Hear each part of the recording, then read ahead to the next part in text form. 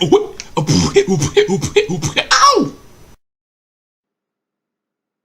Greetings, YouTube. This is DecKrash, better known as Brandon, and I'm proud to present to you an excerpt from my upcoming novel, Double Cross My Heart, the first book in the War of Millennium Night. Turned at a tender age and left with no memory of her human life, Elisa, the beloved adopted daughter of Talante, has had many obvious difficulties in her near 2 centuries of life, but none so frustrating as her inability to find love. That is, until a dire mission leads her to Derek, another vampire turned in his formative years and the de facto leader of a clan of vagabonds, vampires who choose to take no sides in the war. But her happiness is only a prelude to heartbreak as she learns secrets of a past she thought erased, which may cost her the trust and love of the one who holds the greatest portion of her heart.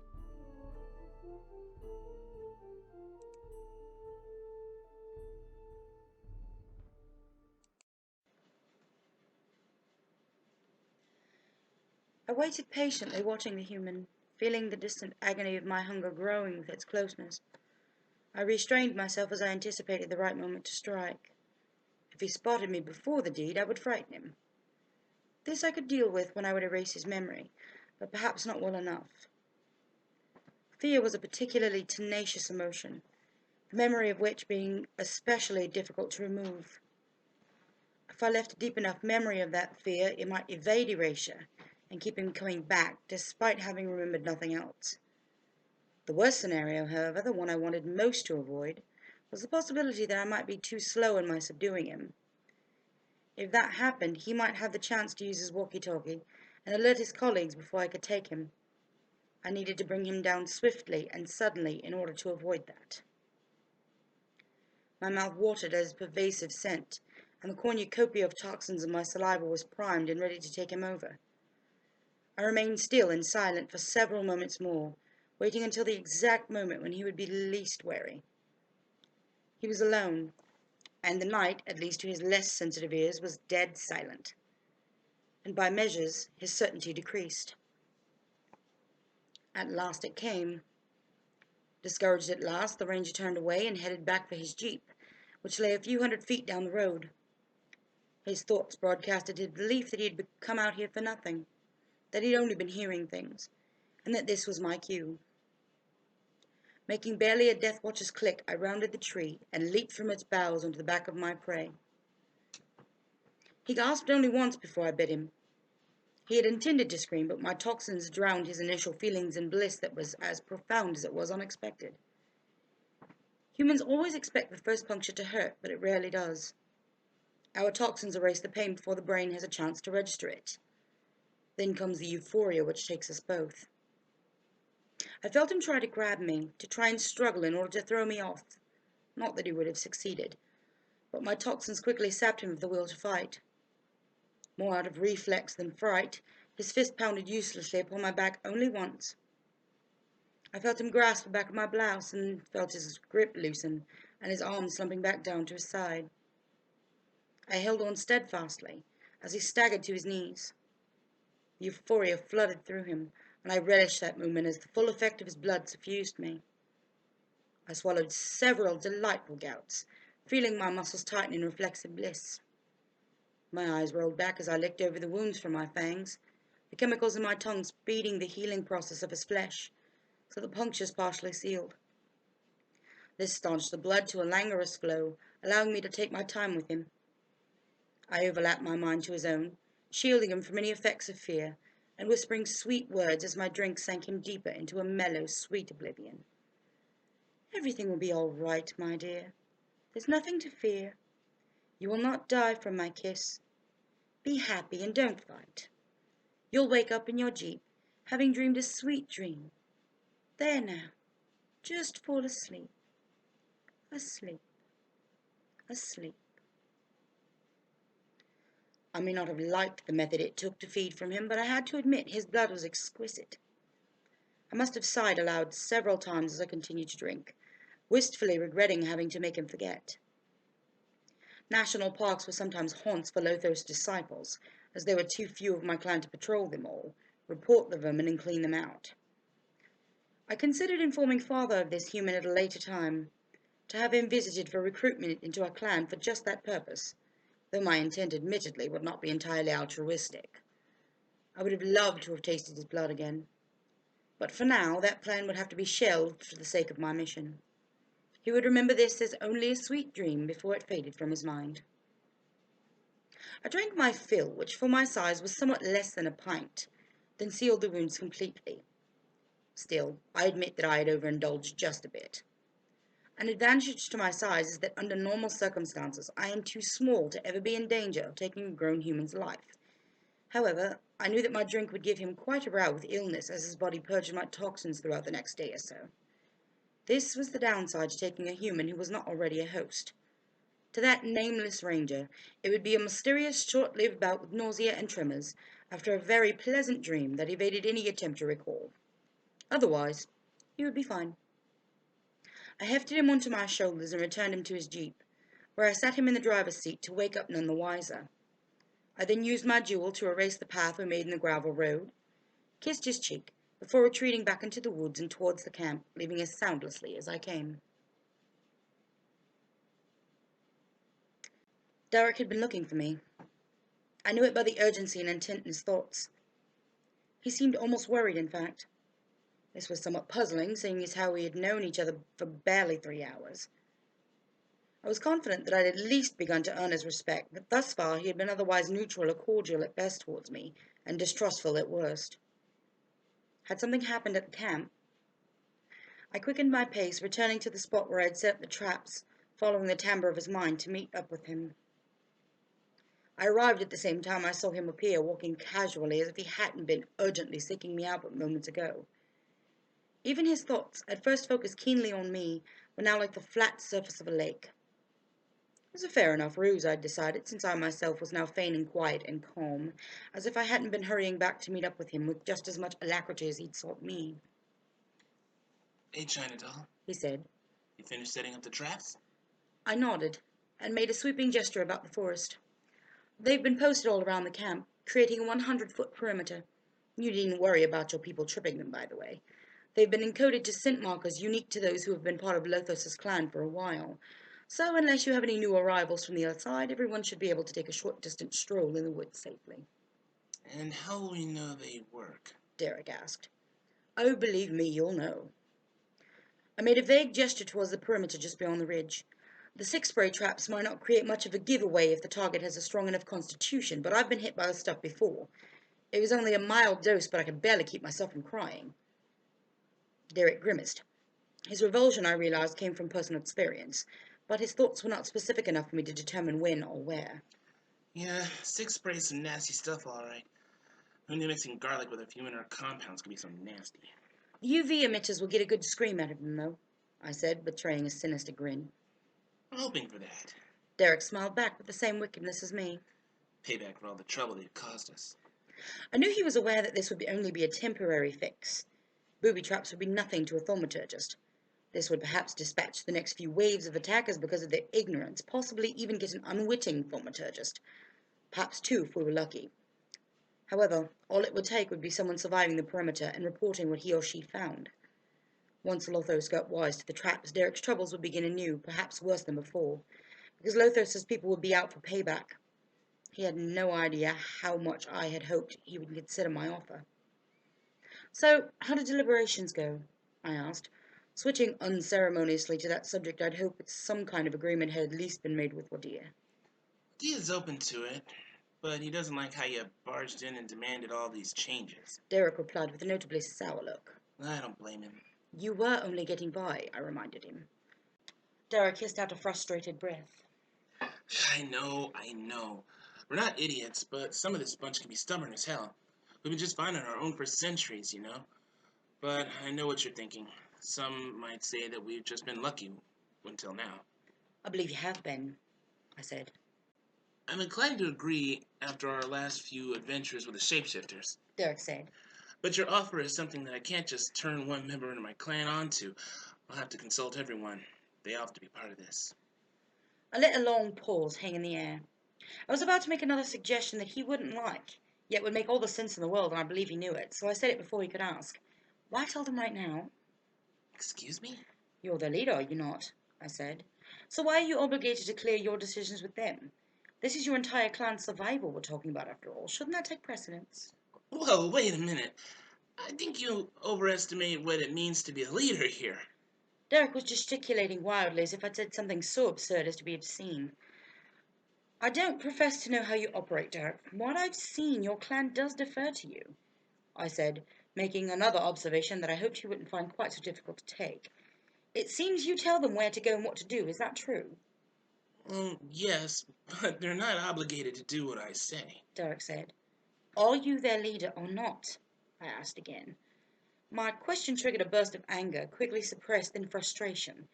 Derek opened and closed his mouth several times before inhaling deeply, struggling to find a place of calm before speaking again.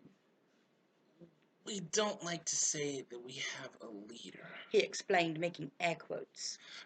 but I guess I fit the bill. I'm the go-to guy for things. They do what I tell them, if it's within reason. I say where we go next and arrange things like hunting parties, clean up, buying supplies, protection, etc. They trust me. I have no idea why, but they do. Why wouldn't they? I asked. You seem like a capable enough leader. Yeah, but I don't look it. Derek gestured across the breadth of his body, only a head and a half taller than me, but still noticeably more mature. Muscles more developed, as if his frame beneath the hoodie were any indication. His features were still soft, but frozen in the midst of maturing, while I was little more than a tiny, slender, round-faced China doll, was he taken to calling me. Nevertheless, no one would have been able to mistake him for an adult. He was far too short and nowhere near filled out enough. This body isn't without its problems. There are places I can't go, even with adult supervision. Hell, I couldn't go into a bar if I wanted to. I get harassed by the police wherever I go, especially in places where there's a curfew. I can't even get smokes by myself. Joe has to do that for me. I also can't disguise myself as an adult because I never learned how to shapeshift, even when I was running with Lothos's pack. That little disability put me at peon level with the clan, just to add insult to injury. When I got away and joined this group, Sid and Joe were the only ones who seemed to give two shits about me. Sid? I asked, and as if the night had become darker, a pall of melancholy overlapped Derek's thoughts. He was the head guy before me. He looked away as if he'd been ashamed to talk about it. Lothos's soldiers got him a couple of weeks back. Tell the truth, that really messed us up. He'd been running this pack for about 80 years before. Didn't realize he was grooming me to take his place until he was gone. I didn't even figure how old he was or where he came from. But, well, I inherited a clan from him, as you can see. Then that means they truly do look up to you. Slowly, I came over to his side and took his hand. Skin-to-skin contact tends to amplify our ability to touch minds, but his mind was surprisingly more guarded than most, even with this type of contact. His skin felt no different from any of our kind, perfect in texture and generally cooler than humans. I was nevertheless surprised at how good it felt just to touch him. I was somehow comfortable with him, even more so than when I hugged Father or Roland. That comfort was short-lived, however, as he jerked his hand away. I felt a spike of incomprehensible emotion just before he did it. There was no malice. Rather, it was such a tangle of mixed feelings that it was nearly impossible to tell one from the other, and then it was snatched up just as quickly as it appeared. The entire experience caught me quite off my guard and left me reeling for just a moment. I gasped at the suddenness and speed of it all. I'm sorry. Derek's tone was terse when he still looked away from me, but I felt that he meant it. I have a thing about being touched. It's nothing personal. What were you saying now? You don't realize your own power, I said, ignoring his obvious lie. You are their leader, Derek. I haven't met all your clan yet, but one thing I have seen from those I've met is that they are at the very least strongly inclined to trust you. Even Joe. He may hate your current decisions with every fibre of his being, but I've touched his mind deeply enough to know that he won't undermine your authority. I know you don't like my presence, let alone the changes I've suggested, but I think you know that it's the best course of action. I'm not saying that you oughtn't tell them. I'm only suggesting you postpone it until we're well on our way. I pleaded with my eyes as Derek at last shifted his gaze to me. I believe that you know that this is your best recourse. My clan has many hiding places. We want to set one aside for you as a temporary refuge. You won't have to give up your ways permanently. It would only be till the baby grows up. We can even help you train her to be an asset to you. Dompiers are powerful, more so than you realize. They're as strong and as fast as any of us. They heal just as quickly, aren't affected by 6 spray of sunlight, and they can take either blood or human food. In fact, one of our Dampiers, Nicholas, was supposed to be assigned to this mission, but he was needed elsewhere. I was the second choice. I felt the protest in his mind before he could utter it. So before he could respond, I continued, gesturing sternly to silence him. But that doesn't make me less knowledgeable. Nicholas is barely older than you are, while I've had nearly 2 centuries of experience in this war. Also, I speak for father. You need to lay low in a safe place for a time. I believe it's your best option. You are this clan's leader. I believe I'm offering you the wiser choice, and I'm ready to lead you to safety. However, you must be the leader you need to be. Your clan may not like this, but I'm trying to save them, and I'm trying to save you. I watched his eyes shift about furtively and felt his uncertainty. He was a leader, but I believe I was correct in my assumptions about his lack of confidence in his own power. I let my words hang in the air as he wrestled with his lingering doubts, despite the fact he'd just twisted Widier's arm to capitulate my plan. Are you sure this is our best option? Derek spoke as if he loathed asking the very question. Unless you have a better idea, I remarked, cementing my point.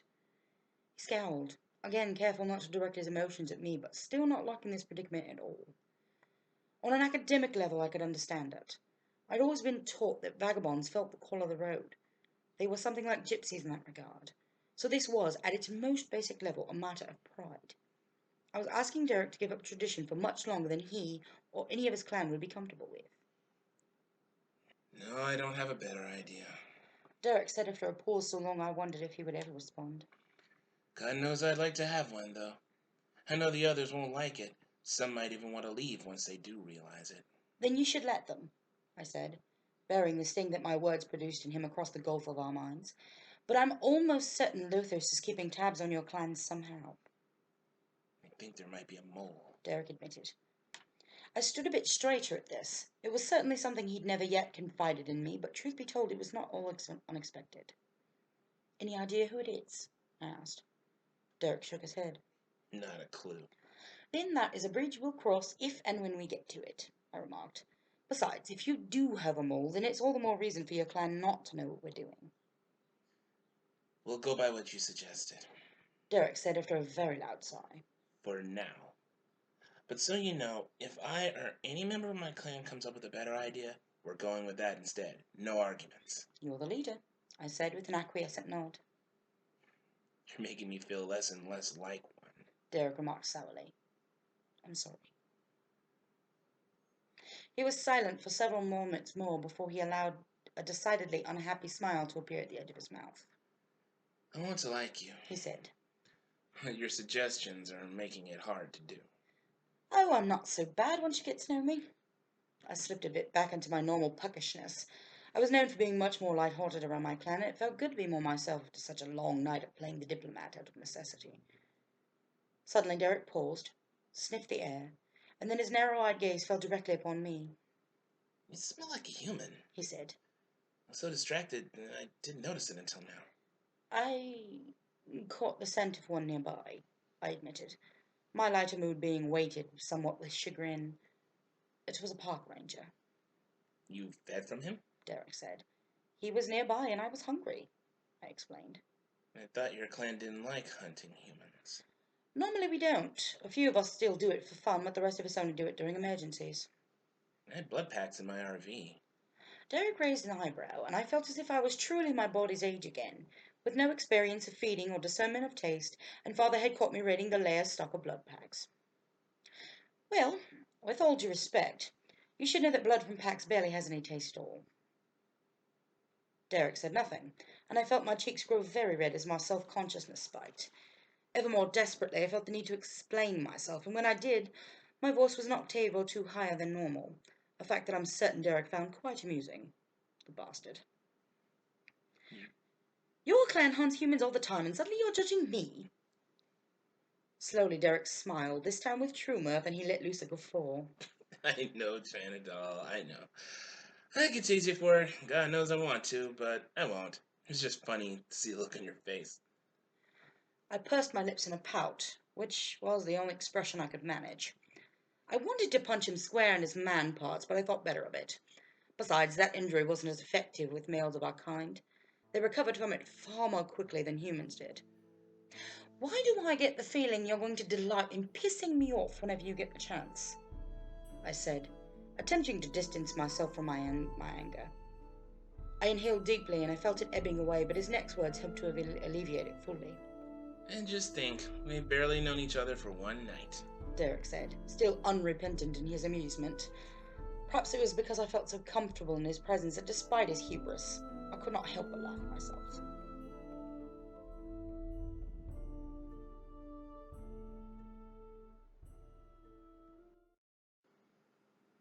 Thank you very much, everyone, for taking the time out to listen to the excerpt from my upcoming book, Double Cross My Heart. It will be available through Amazon come July 31st of this year. It is now currently available for pre-order, and I will have a link down in the doobly-doo for anyone who is interested. Share this with anyone that you would like, and I will also have a link to my DeviantArt page where I actually have some advertisements for the book if you feel so inclined and want to share that information with other people. In addition to that, and the information for the book From Slate to Crimson, which is the prelude to the War of Millennium Night. A special thanks to my friend Kariana for providing the voice for Elisa in this little exchange.